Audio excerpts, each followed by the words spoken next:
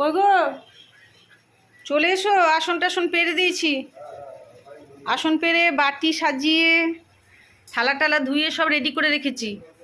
তো চলো তার আগে রান্না কি কি করেছে আজকে দেখিয়ে দিই, রবিবার তো। ফার্স্টেই দেখা, এখানে আছে নিম বেগুন ভাজা, এটা আমার বরের সব থেকে প্রিয় খাবার, এটা দিয়ে সব ভাত খেয়ে নেবে।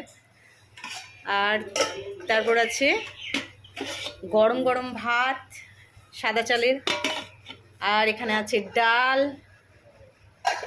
এখানে আছে বাটা মাছের টক আম দিয়ে, আর আছে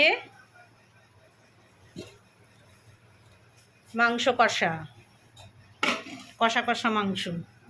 যেহেতু ডাল আছে ওই জন্য মাংসটা কষা করেছি, ঝোল রাখিনি বেশি। এই যে একেবারে গায়ে গায়ে। চলে এসো, খাবার দিয়ে দিচ্ছি।